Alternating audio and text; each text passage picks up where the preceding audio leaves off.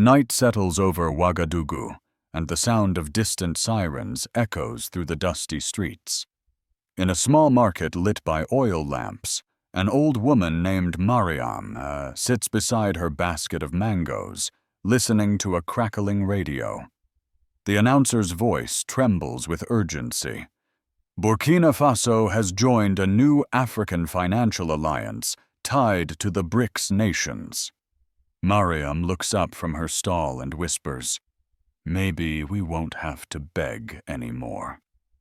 Her words capture a feeling that is spreading quietly across Africa, a mix of hope and disbelief.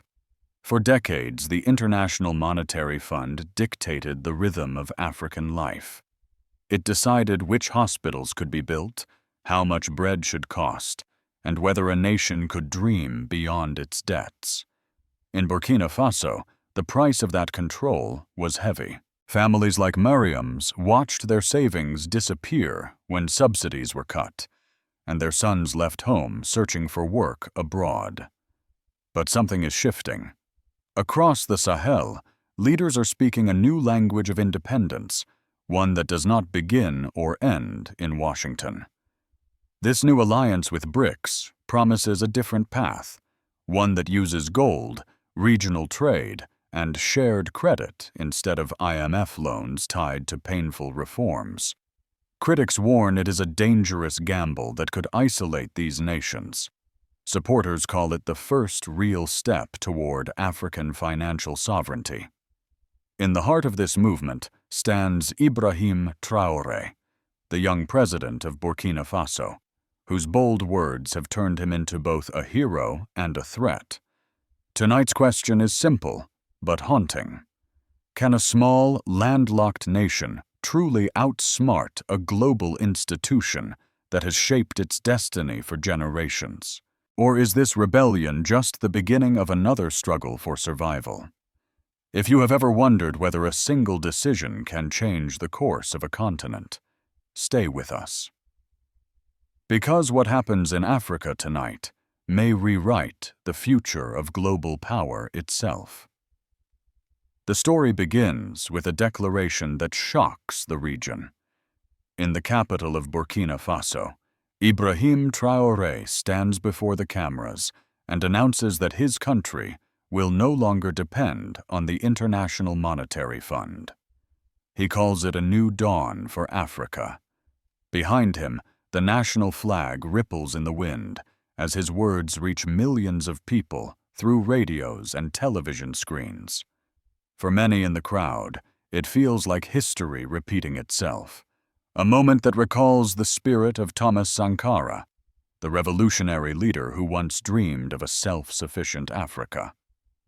But this time, Traoré is not fighting with rifles. He is fighting with economics, trade, and the quiet power of financial independence. The move did not come out of nowhere. For months, Burkina Faso had been in talks with officials from the BRICS bloc, a coalition that includes Brazil, Russia, India, China, and South Africa. Together, they were working on a new payment system called BRICS Pay. The idea was simple, but revolutionary. Instead of using the US dollar or going through the IMF, African nations could settle trade directly using their own currencies or gold. It meant no more waiting for approval from foreign lenders, no more painful austerity programs that forced governments to cut spending on schools and food. As the announcement spreads, reactions pour in from every corner of the world. In Washington, economists warn that Burkina Faso could face financial isolation. In Paris, diplomats call it a reckless experiment that might destabilize the Sahel. Yet in the markets of Ouagadougou, people cheer. A group of miners, their hands still covered in dust, gather around a radio. One of them, named Musa, smiles and says, "For once, the gold we dig might stay in our own country." His words capture a pride that no statistic can measure. Still, the challenges are enormous. The IMF has been woven into the fabric of African economies for more than half a century. Leaving its system is like cutting the engine while still flying. Prices begin to fluctuate. Imports slow down. The government must find new partners to buy its cotton and gold. China and Russia offer to help, providing credit lines and infrastructure projects, but the conditions are not entirely clear. Some experts warn that dependence on new powers could simply replace one master with another. Inside the presidential palace, Traoré's advisors debate through the night. One group urges caution, fearing that sanctions or trade restrictions might cripple the economy. Another insists that turning back would be worse, a betrayal of everything the people believe in. The president listens quietly, then finally says, "Freedom has a price. We have paid it in blood before. Now we pay it in courage." As the weeks pass, Burkina Faso's decision begins to ripple across the continent. Mali and Niger express interest in joining the BRICS payment network. Ghana and Senegal watch closely. The African Union convenes a special meeting to discuss the growing wave of economic defiance. Some leaders see opportunity, others see danger, but everyone understands that something irreversible has started. Meanwhile, the lives of ordinary people start to change. The government uses a portion of the BRICS credit to fund local farms and reopen small factories that had been closed for years. Mariam, the fruit seller, now sells her produce in a new marketplace built with regional funds. She still worries about the rising cost of fuel, but she says she feels a new sense of dignity. "At least now," she says softly, "our future is our own to lose." As the world watches, global media outlets frame the story as a clash between two visions of development. One relies on Western financial oversight and the discipline of global markets.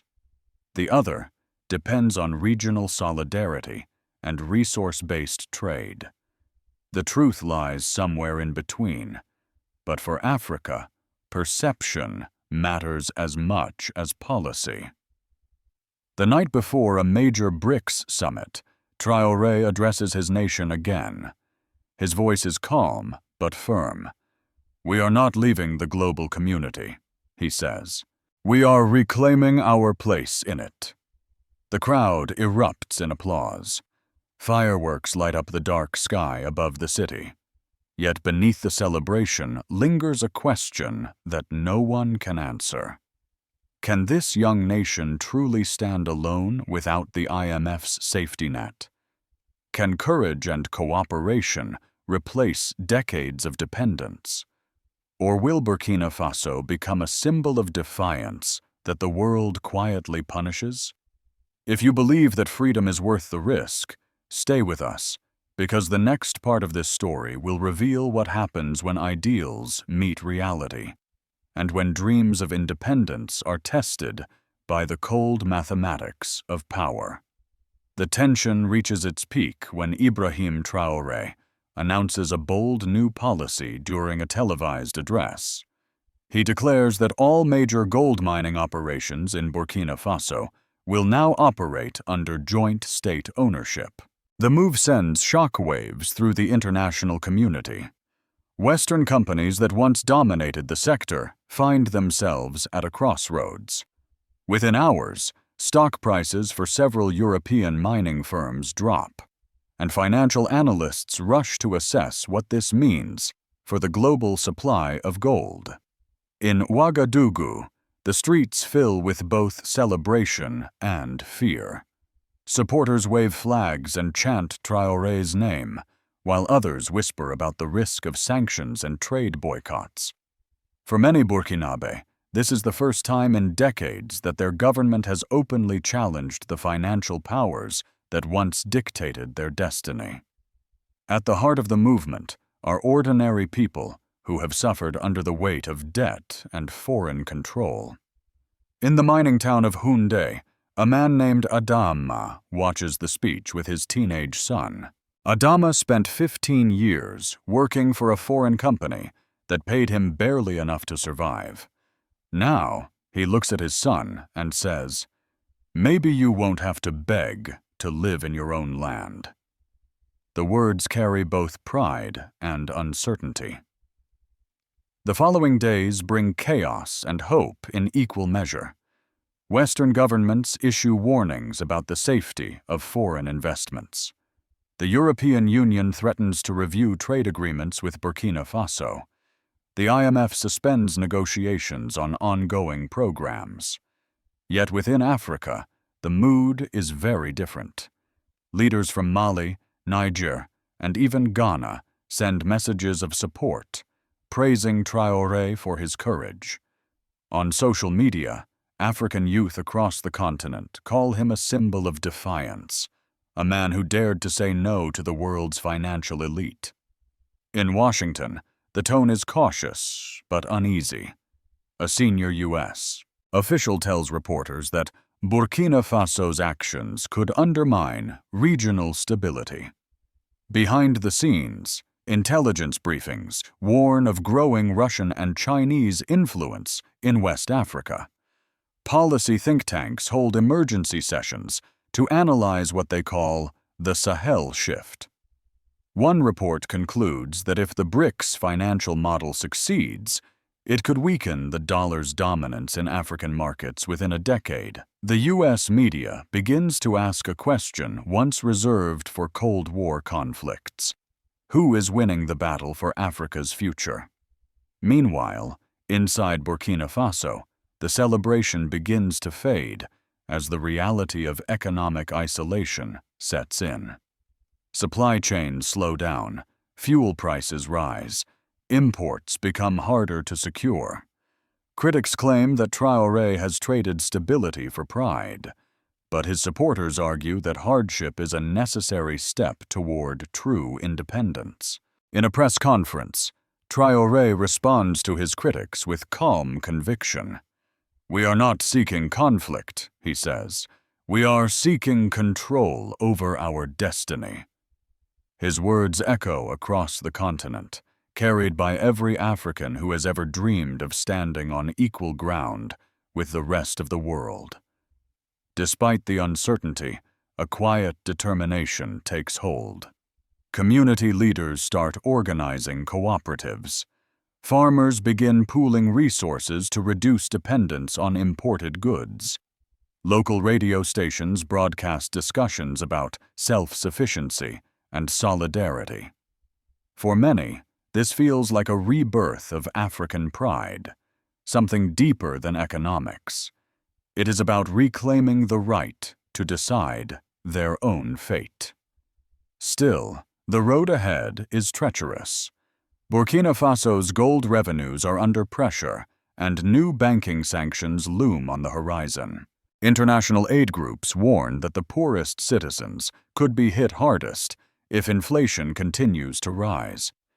Yet even in hardship, the people find strength in unity. One night, as the city falls quiet, Mariam stands outside her small home and looks up at the stars. "We have nothing but hope," she says, "and sometimes that is enough to keep walking."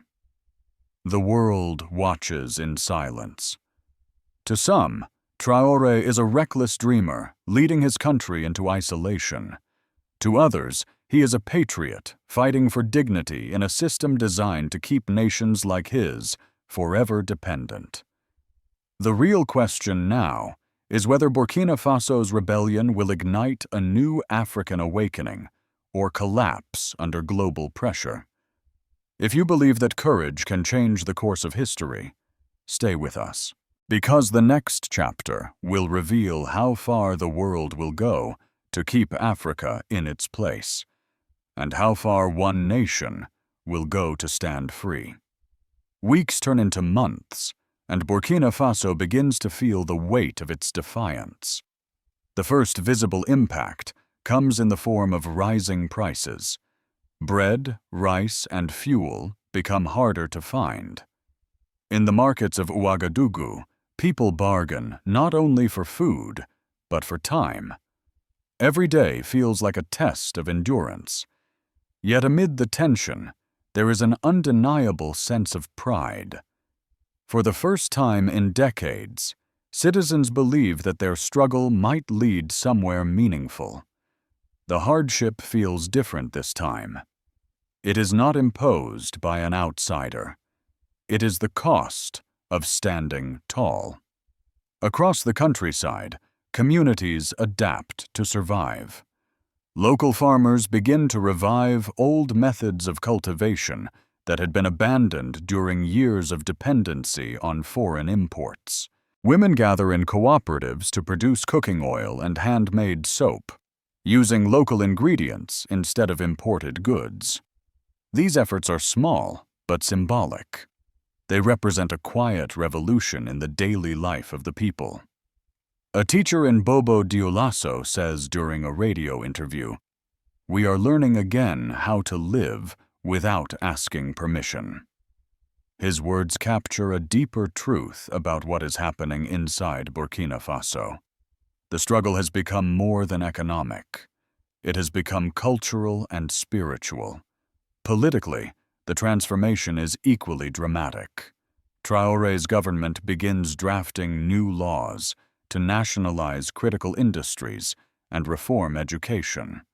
Schools start teaching a new curriculum that highlights African history, independence movements, and economic self-reliance. State media focuses on unity and resilience, while private outlets debate whether the government is becoming too powerful. Opposition leaders accuse Traoré of using nationalism to consolidate authority. They warn that democracy could suffer in the name of sovereignty. In one televised debate, an opposition figure says, "Freedom from the IMF means nothing if we lose freedom at home."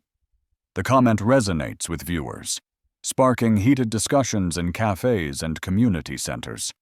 Beyond Burkina Faso, the political ripple effects are impossible to ignore. Mali and Niger accelerate their cooperation with BRICS-aligned financial systems.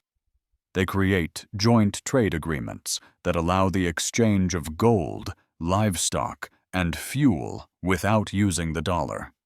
Across Africa, protests break out demanding similar independence. In Senegal, students march with signs reading, "Our destiny is ours." And Western media frames it as a dangerous wave of anti-Western populism. African commentators call it a second liberation. The United States and its allies struggle to respond. Officially, Washington insists that it respects Africa's right to self-determination. But behind the scenes, the pressure increases. Aid packages are delayed. Private companies quietly suspend investment plans. Western diplomats warn of consequences if Burkina Faso continues to deepen ties with BRICS. French media outlets highlight reports of alleged human rights abuses to justify renewed sanctions. The goal is clear: to isolate Burkina Faso until it concedes. Inside the country, tension grows. Civil servants complain about unpaid salaries. Traders protest new taxes meant to stabilize the national budget. The once celebratory mood begins to darken. Rumors spread of discontent within the military. Traoré appears on television again, addressing the nation directly. His tone is solemn but steady.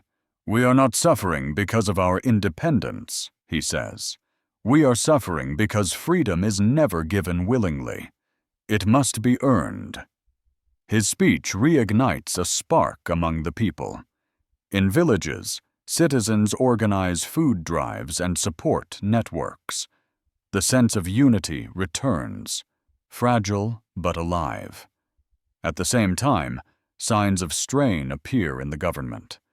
Ministers debate whether to seek limited re-engagement with the IMF to stabilize currency reserves.